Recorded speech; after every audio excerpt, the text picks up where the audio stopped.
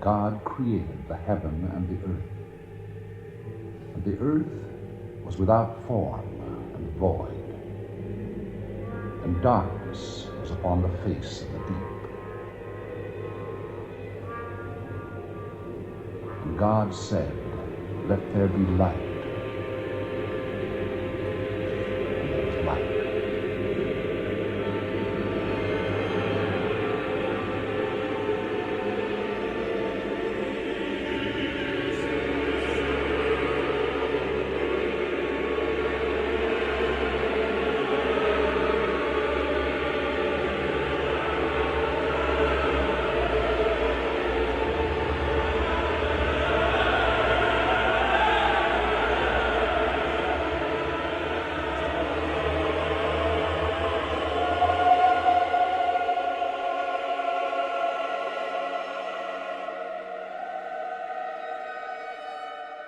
Intervened on behalf of...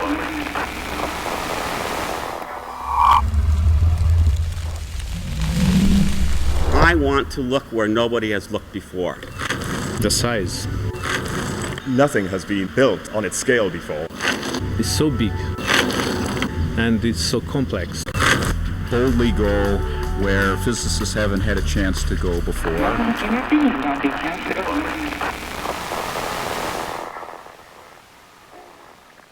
One of the control centres for the Large Hadron Colliders.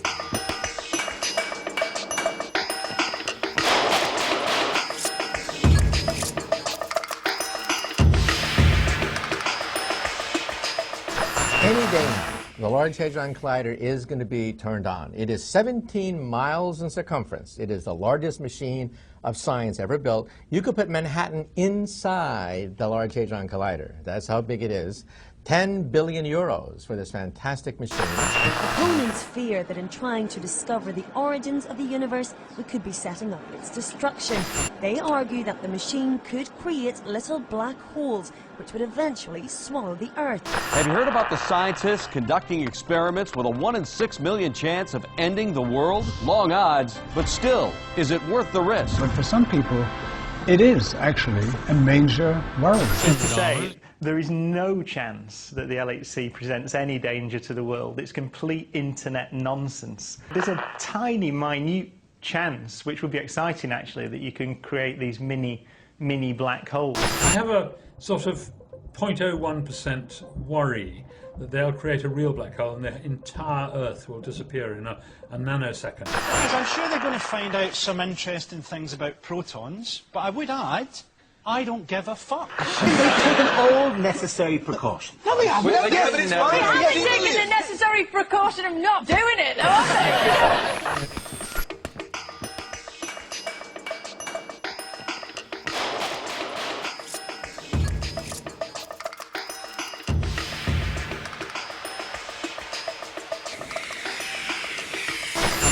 This machine will take us as close as humanly possible to his or her greatest creation, Genesis.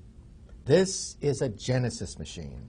This machine will recreate some of the nuclear fire that gave birth to the heavens and earth. Critics say the $9 billion atom smasher is a doomsday machine that could destroy the planet. A group of scientists are mounting a last-minute court challenge to prevent the end of the world as we know it. Recreate the conditions. Ruin the whole thing. I mean, this is the catch at the end. Well, because what the theories are saying is that you might create a small black hole here. Now, and I recall from Doctor Who that black holes eat entire planets. Less than a billionth of a second after the universe began.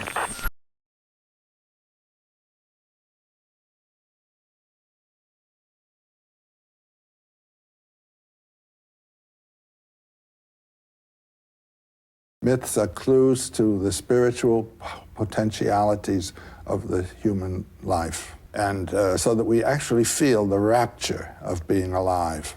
That's what it's all finally about. The human woman does give birth, as the earth gives birth to the plants. She gives nourishment, as the plants do. So woman magic and earth magic are the same. They are related.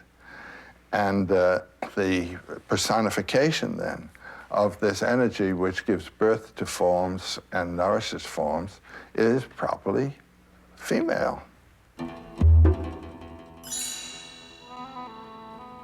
And so it is in the agricultural world of ancient Mesopotamia, the Egyptian Nile, but also in the earlier planting culture systems that the goddess is the mythic form that is dominant.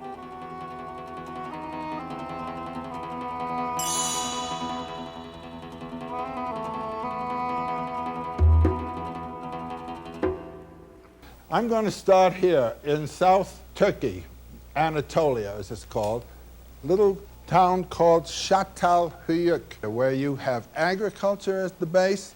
The goddess is going to be the primary mythological figure, personifying the energies of nature which transform past into future, transforming semen into child. Here is a very early 6000 BC representation of the goddess, and there are a number of traits here that are essential. One is the towering neck. This is the world axis. She is the axis. Here is the bird figure on the top of the neck. She is bird goddess, spiritual goddess. Obviously a human female with the breasts. Planting people in high mountain valleys and later in the great river valleys. The Nile, the Tigris Euphrates, and then over in India, the Indus Valley, and later the Ganges. This is the world of the goddess. All these rivers have goddess names, finally. Here is a sickle of copper from that date, 5000 BC. So these are agricultural people harvesting a grain of some kind. Their tools are not weapons. These are heavy copper tools, and they are used for carpentry and or agriculture. These are peaceful cities.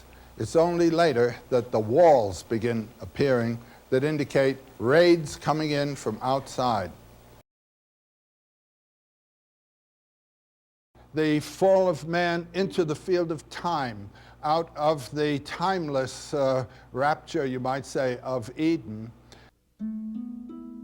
It started with a sin, you see. In other words, moving out of the mythological zone, the Garden of Paradise, where there is no time, and where men and women don't even know that they're different from each other. The two are just creatures. And then they eat the apple, the knowledge of the pairs of opposites. And man and woman then cover their shame. They're different. God and man, they're different. You see, with that fall in the garden, nature was regarded as corrupt. There's a myth for you that corrupts the whole world for us. And every spontaneous act is sinful because nature is corrupt and has to be corrected, must not be yielded to.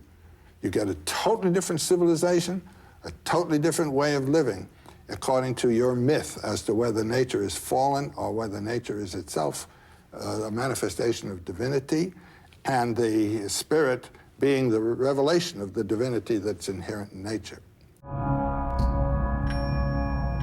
Everything in the field of time is dual, past and future, good and evil, dead and alive.